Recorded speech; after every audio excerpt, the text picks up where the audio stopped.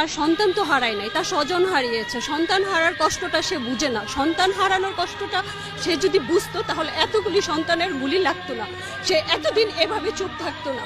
কারণ সন্তান যেভাবে আমরা লালন পালন করি, এত বছর পর্যন্ত তৈরি করি, এই সন্তানদেরকে এত অবজ্ঞা, এত অবহেলা, এটা আমাদের খুবই কষ্ট দেয়।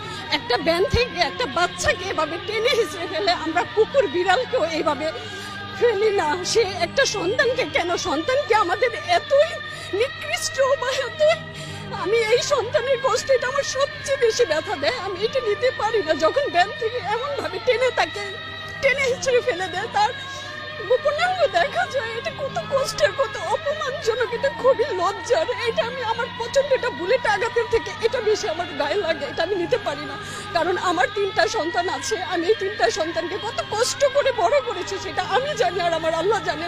আমার হাজবেন্ড দেশের বাইরে থাকে, সে 20 বছরের ওপরে থাকে। আমি এই সন্তানগুলোকে স্কুল, ইউনিভার্সিটি এই পর্যন্ত আমার নিয়ে আসতে আমি জানি আমার কি ত্যাগ, আমার কি কষ্ট।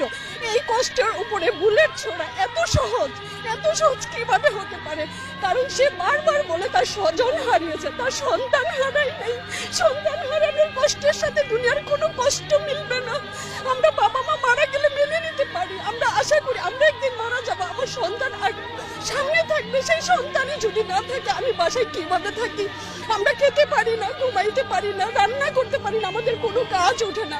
কালকে সারাটা রাত ঘুমাইতে পারি না। 11 নম্বর সেক্টরে যে অবস্থা, কারণ এই স্কুল থেকে আমার বাচ্চা বের হয়েছে, মাইল আছে, তাদেরই কত সহপাঠীগুলি মারা যাচ্ছে। আমার মেয়ে দেশের বাইরে থেকে সে প্রচন্ড কষ্ট পাচ্ছে যে আম্মু এটা কিভাবে শেষ করা যায়। কারণ আমার সন্তানটা, আমার ছেলেটা যখন বের হয় বা আমি টেনশনে থাকি, আমার বাসায় কি পুলিশ আসবে?